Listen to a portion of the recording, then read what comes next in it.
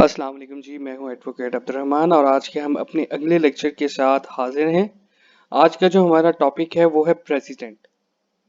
Question जो आपको पूछा जाएगा वो आपको एग्जाम से कुछ इस तरीके से पूछा जाता है कि प्रेसिडेंट की तारीफ करें और इसकी डिफरेंट क्लासिफिकेशंस को एक्सप्लेन करें, या प्रेसिडेंट एक सोर्स ऑफ लॉ है उसको एक्सप्लेन करें, या इन सर्कमस्टांसेस और एलिमेंट्स बयान करें जो कि प्रेसिडेंट्स की वक़्त को बढ़ाते हैं या कम करते हैं।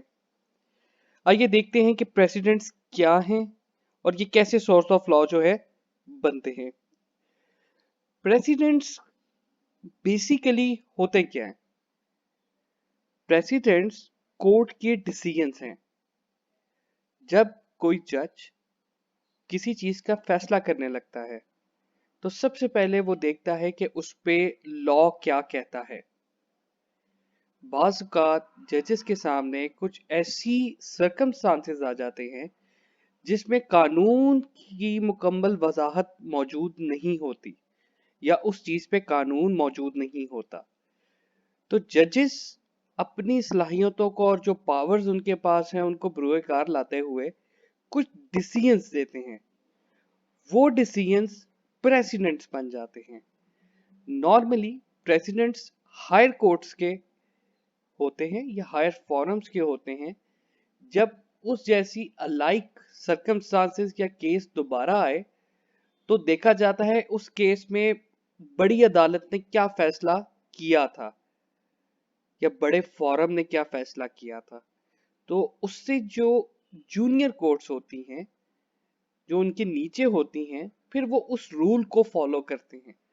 ये जो रूल्स हैं या ये जो डिसीजंस के ऊपर एक रूल बन जाता है उनको प्रेसिडेंट्स कह सकते हैं। प्रेसिडेंट्स जुडिशियल डिसीजंस हैं और एक सोर्स ऑफ लॉ है जिसके पीछे अथॉरिटी होती है। हर जो लीगल जो है सिस्टम डेवलप, उसके अंदर जुडिशरी या जुडिशियल का एक मेन फंक्शन होता है और इस जुडिशियल जो ऑर्गन है इसका काम होता है फैसले सुनाना और लोगों के राइट्स और उनकी जो ऑब्लिगेशंस हैं उसके ऊपर बेस करते हुए। इसमें जो अगर हम देखें तो इसमें शुरू शुरू के वक्तों में फैसला करते हुए कोर्ट्स जो है वो रीत रिवाज को जो है जो कस्टम्स हैं आपके उनको लाजमी देखती है कि इस एरिया की क्या रीत रिवाज हैं। जज इस चीज को देखता है, अगर किसी चीज पे लॉ अनक्लियर है तो उसको देखता है और फिर अपनी सेंस के मुताबिक एक उसको जो कॉन्शियंस है उसके मुताबिक जो है वो उसका फैसला सुनाता है। इसी तरह हम आगे चलते हुए देखते हैं कि इंडक्टिव एंड डिडक्टिव मेथड क्या है। इंडक्टिव मेथड के अंदर बहुत ज्यादा एम्फसाइज होता है और रिलायंस होता है जजेस के डिसीजंस के ऊपर। किसी भी केस को फैसला सुनाने से पहले जज जो है वो देखता है कि सिमिलर नेचर के केसेस के ऊपर पहली कोर्ट्स ने क्या फैसला सुनाया था, उससे ऊपर वाली कोर्ट्स ने क्या फैसला सुनाया था, और उसमें से वो कुछ रूल्स निकालता है कि किस रूल के ऊपर जो है ये फैसला सुनाया गया था। इसको आप इंडक्टिव मेथड कहते हैं। जबकि डिडक्टिव मेथड के ऊपर जो ज्यादा एम्फसाइज किया जाता है कानून किसी चीज पे क्या कहता है, उस पे लॉ क्या है, उस पे एक्ट्स क्या बने हुए हैं, इन चीजों को जो देखना होता है इसको आप डिडक्टिव मेथड कहते हैं। अगर हम अथॉरिटी की बात करें कि प्रीवियसली डिसाइडेड जो केसेस हैं उनकी क्या अथॉरिटी है। दुनिया में जितने भी लीगल सिस्टम है उनके तमाम जजेस जो सेम केस और सेम हालात पे जो फैसले सुनाए गए हों उन पे जो है वो रिलाय करते हैं। लेकिन लाजमी नहीं है कि अथॉरिटी तमाम ऐसे डिसीजंस में तमाम लीगल सिस्टम्स में एक जैसी हो। बहुत सारी कंट्रीज जैसे इंडिया, पाकिस्तान और बांग्लादेश वगैरह वो जो है नॉलेज लेते हैं through decisions of their higher court.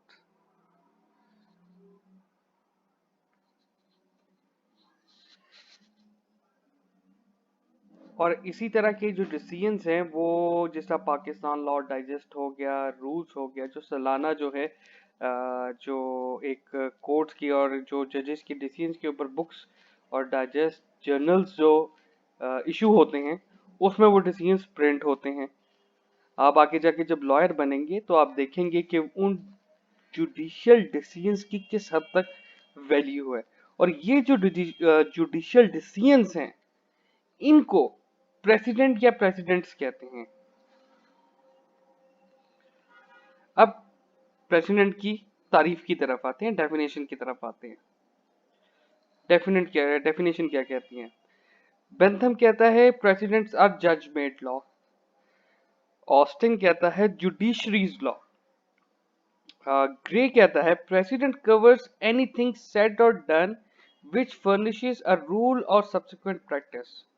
यानी कि हर वो चीज जो कही जाए या की जाए जिससे एक रूल बन जाए और वो आगे आने वाले वक्त के लिए वो रूल प्रैक्टिस बन जाए, ये सारा कुछ प्रेसिडेंट की डेफिनेशन के अंदर आता है।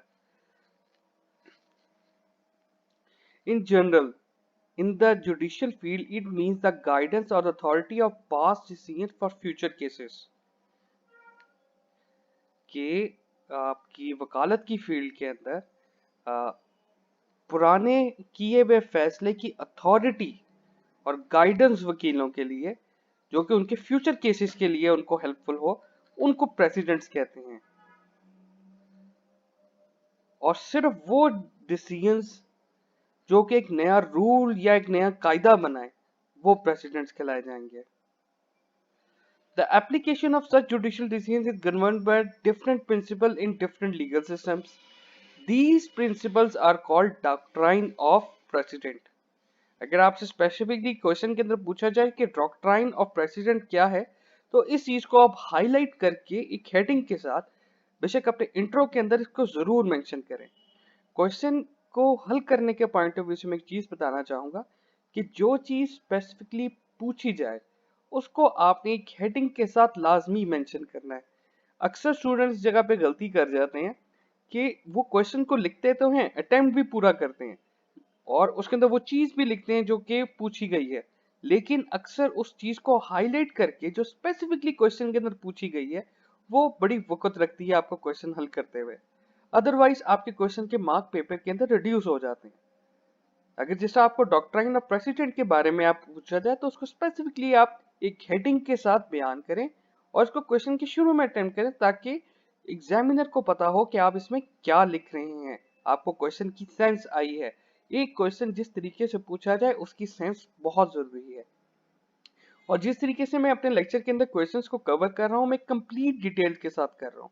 हो सकता है इसके अंदर आपसे कुछ चीजें पूछी जाएं, हो सकता है आपसे कुछ चीजें ना पूछी जाएं, तो आपने अपने एग्जाम के अंदर क्वेश्चन को इस तरीके से मैनेज करना है कि आप जरूरी चीजों के ऊपर आपका फोकस रहे। जिस तरह कुछ चीजें अगर इसके अंदर हम आगे जाके डिस्कस करेंगे, अगर वो नहीं पूछी गई पेपर में तो उनको जस्ट आप उनकी हेडिंग्स के साथ मेंशन कर सकते हैं। आपने अपने क्वेश्चन की टाइम मैनेजमेंट जरूर करनी है जो कि आपके लिए बहुत जरूरी है। अब आगे चलते हैं क्वेश्चन में कि मेन जो है प्रेसिडेंट किस तरफ जो है आपको इन्फर करता है।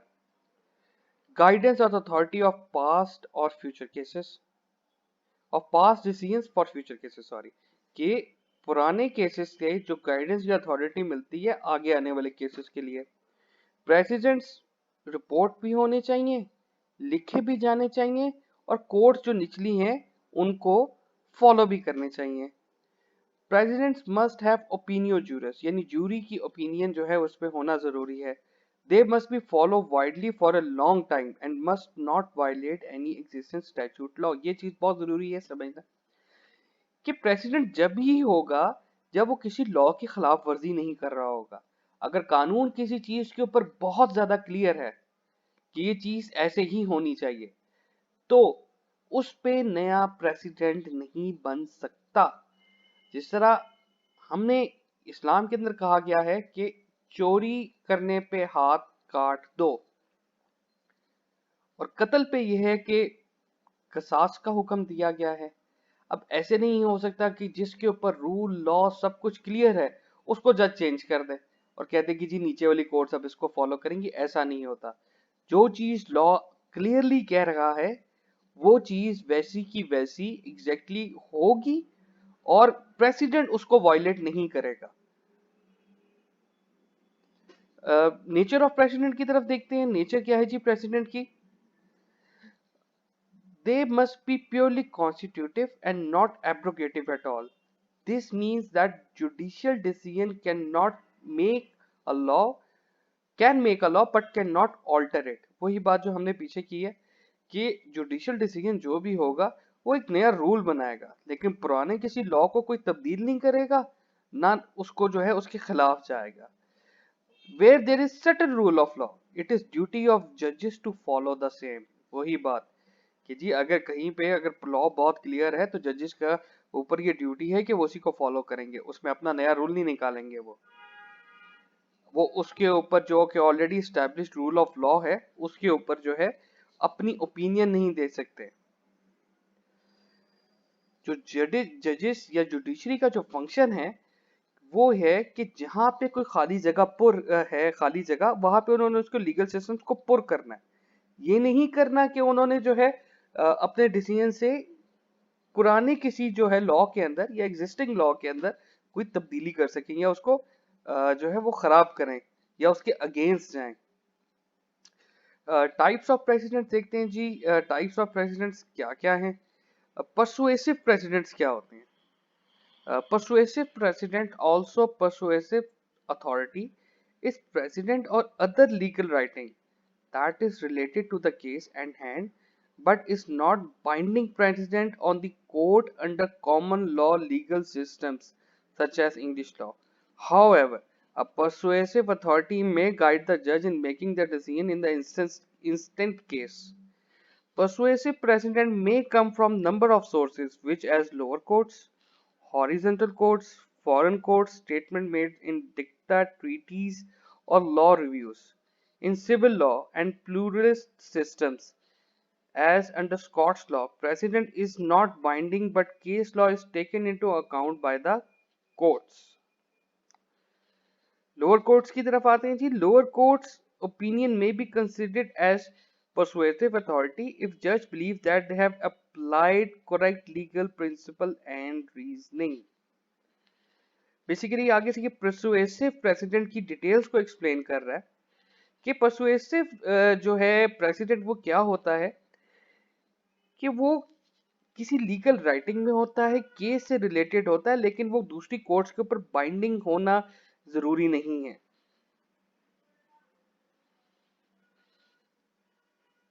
जबकि परसुएसिव अथॉरिटी जो है वो जज को डिसीजन जो उसके पास मौजूदा जो केस चल रहा हो उसके ऊपर फैसला लेने में मदद करती है।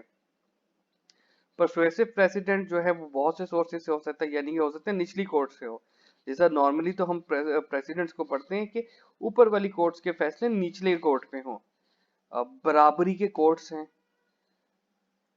और इसके अलावा फॉरेन कोर्ट्स, बाहर की कोर्ट्स होती हैं। कुछ statements made in obiter डिक्टा, treaties या लॉ रिव्यूज के अंदर जो है कुछ स्टेटमेंट्स आए वो भी उसको फॉलो कर सकते हैं, लेकिन वो सिर्फ और सिर्फ उस केस की हद तक होगा जो जज के पास होगा।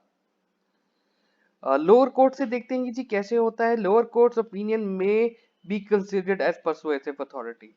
मे बी का वर्ड यहाँ पे यूज किया गया है कि मे बी उसको परसुएसिव अथॉरिटी के तौर पे लिया जा सकता है अगर हायर जज कोर्ट का जज ये समझे कि उन्होंने करेक्ट तरीके से लीगल प्रिंसिपल और रीजनिंग की है। Higher court in other circuits, जैसे आपने देखे पाकिस्तान में जो हायर कोर्ट्स हैं, पंजाब की अलहदा है, केपीके की अलहदा है, सिंध की अलहदा है, तो ये तीनों का स्टेटस सेम है। ये तीनों वैसे नॉर्मली जो प्रेसिडेंट्स फॉलो करेंगी वो सुप्रीम कोर्ट के डिसीजन का फैसला जो प्रेसिडेंट है उसको फॉलो करेंगी, लेकिन नॉर्मली हो सकता है कि जज उस रूल की एप्लीकेशन देखे कि उसकी सब्सिक्वेंट कोर्ट यानी कि उसकी बराबरी की कोर्ट ने क्या फैसला किया था। इसी तरह हॉरिजेंटल कोर्ट्स हैं। हॉरिजेंटल यानी कि बराबरी की कोर्ट्स हो सकता है कि एक ही कचहरी के अंदर सिविल कोर्ट्स काफी ज्यादा होती हैं। हो सकता है कि उसकी जो बराबरी की कोर्ट थी जो उसके पैरेलल चल रही है जिसका सेम स्टेटस है उसके ऊपर जो है वो जो डिसीजन जो उसने किया है, जो रूल यूज किया है, वो उसको फॉलो करे। स्टेटमेंट्स मेड इन ऑबिटर डिक्टा, अक्सर इस क्वेश्चन को ऑबिटर डिक्टा की वर्ड के साथ भी पूछा जा सकता है। इसमें आप देखिए कि ऑबिटर डिक्टा क्या होता है। Courts may consider obiter dicta an opinion of higher courts. Dicta of higher court through though not binding will often persuasive to lower courts. The obiter dicta is usually as its translation other things said, यानी कि decision के अलावा जो जो बातें कही गई उनके बारे में बात हो रही है, उसको ऑबिटर डिक्टा कहा जाता है। But due to high number of judges and several personal decisions, it is often hard to distinguish from ratio decidendi, reason for decision, and obiter dicta. ठीक है? For this reason, obiter dicta may usually taken into consideration. यानी जब किसी case का फैसला हो रहा है, उस फैसले के अंदर नॉर्मली जो बातें डिसीजन के अलावा होती हैं, जैसे आर्गुमेंट्स हो गए या जज के डिफरेंट जो है उसमें ऑर्डर्स या उसने जो प्रोसीजर को अप्लाई किया, वो नॉर्मली जो है वो उसको फॉलो उसको इतना अहमियत नहीं रखती, लेकिन बाज जगहों के ऊपर इसकी अहमियत काफी ज्यादा बढ़ जाती है, जिसमें जजेस इस चीज को देखते हैं कि उस केस जो पर्टिकुलर जिसका वो एक प्रेसिडेंट फॉलो करने जा रहे हैं, उसके अंदर स्टेटमेंट्स क्या आई थी, उसको किस तरीके से रूल की प्रैक्टिकल जो है एप्लीकेशन किस तरीके से हुई थी। A dissenting judgment, a judgment heard by tribunal and one judge dissented from the decision. The judge in the next case can decide the following dissenting judges obiter and rational. The judge can only opt to overturn the holding of the lower court or equivalent in the hierarchy. However, a district court, for example, could not rely on a Supreme Court dissent as a rationale for ruling on the case at hand. इसी तरह treaties restatement and law review articles देख लेते हैं। Courts में consider the writings of element legal scholars in treaties, जैसे treaties दो मुल्कों के दरमियान में साइन होती हैं, अगर इसी से रिलेटेड कोई केस वगैरह आता है, कोई मुआहदे का, और इसमें जो स्टेटमेंट्स या उसमें जो दोबारा उसको रिव्यू किया जाता है, उसमें जो एक्सपर्ट की ओपिनियन होती है, तो उसमें भी जो है जज इस चीज को अंडर कंसिडरेशन कर सकता है। अक्सर इस क्वेश्चन के अंदर साथ साथ आपको ये भी पूछा जा सकता है कि डॉक्ट्राइन ऑफ स्टेट डेसिसिस क्या है। ये क्वेश्चन को मैं कंप्लीटली डिटेल में जो है वो एक्सप्लेन कर रहा हूँ। इसमें जो सिर्फ रेलिवेंट चीजें आपसे एग्जाम में पूछी जाए, आप सिर्फ उसको एक्सप्लेन करें। स्टेट डेसिसिस अक्सर आपको जो है शॉर्ट क्वेश्चन के अंदर भी आ जाता है, और इसको हम आगे देखते हैं जी ये क्या है। Stare decisis is the legal principle by which जजेस are obliged to respect precedent established by the prior decisions. ये एक असूल है लीगल, जिसमें जजेस के ऊपर ये लाजमी है, ऑब्लाइज करना होता है उनको, प्रेसिडेंट्स को, जो कि उनसे पहले के सिमिलर नेचर के केसेस के ऊपर जो फैसले हुए हैं उनको।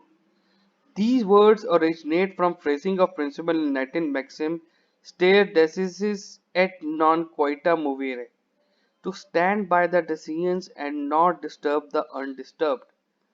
मतलब ये है कि आपके अगर फॉर एग्जांपल एक नेचर का केस है, उसके ऊपर वो केस निचली कोर्ट से होता होता होता एक सुप्रीम कोर्ट के पास गया, और उसके हो सकता है सिंगल बेंच या लार्जर बेंच ने उसके ऊपर एक फैसला सुना दिया। अब वो फैसला एक रूल बन गया, और वो रूल बन के पूरे मुल्क के ऊपर जो है वो इम्प्लीमेंट हो गया। तो ये जो एक मैक्सिम है वो इस चीज को ये कह रहा है कि जो डिसीजन आपके सुप्रीम कोर्ट के एक बड़े जज ने दे दिया है, लोअर कोर्ट्स का फर्ज बनता है कि वो उसको फॉलो करे, और जो एक स्टैब्लिश हो चुका है उसको डिस्टर्ब ना करे। इन लीगल कॉन्टेक्स्ट इसको हम देखते हैं, this is understood to mean that court should generally abide the precedents and do not disturb the settle matters, कि यानी कि जो एक ऑलरेडी जो एक सिमिलर नेचर की केसेस के ऊपर फैसला आ चुका है, उसको फॉलो करे और उनको तब्दील करके नया उसको चेंज करने की कोशिश ना करे। This doctrine is basically requirement that court must follow the rules established by the court above। ठीक हो गया। The doctrine that holdings have binding precedence value is not valid within the most civil law jurisdiction, and it is generally understood that this principle interferes with the right of judges to interpret law। and the right of legislature to make law. Most such system, however, recognize concept of juris system constant, which argues that even though judges are independent, they should judge in predictable and non-chaotic manner. Therefore, judges' right to interpret law does not preclude the adoption of smaller number of selected binding case laws. इसमें जो बात की जा रही है कि most of की जो सिविल केस है, केस की नेचर तो सेम हो सकती है, लेकिन उसके सरकमस्टांसेस डिफरेंट हो सकते हैं, क्योंकि हर केस के जो सिविल नेचर है उसके सरकमस्टांसेस डिफरेंट होंगे, उसकी पार्टीज डिफरेंट होगी, काफी कुछ इसके अंदर चेंज होगा। तो जजेस को लॉ अपने मुताबिक सही मायनों में इंटरप्रेट करने से प्रेसिडेंट्स रोक नहीं सकते। ये इस चीज पे जो है एम्फसाइज किया गया है कि जजेस अगर किसी चीज के ऊपर अपनी कॉन्शियस यूज करना चाहें तो वो बिल्कुल यूज कर सकते हैं। आज का लेक्चर जी इसका पार्ट 1 का हम यहाँ पे खत्म करते हैं प्रेसिडेंट का। नेक्स्ट लेक्चर के अंदर हम इसको बाकी इसके मेरिट्स, डीमेरिट्स और जो बाइंडिंग फोर्स है, जो इसकी वैल्यू को बढ़ाती है या इसकी वैल्यू को कम करती है, वो इंशाल्लाह हम अब अपने नेक्स्ट लेक्चर के अंदर जो है हम इसको कंटिन्यू करेंगे। अपना ख्याल रखिए जी। अल्लाह हाफिज।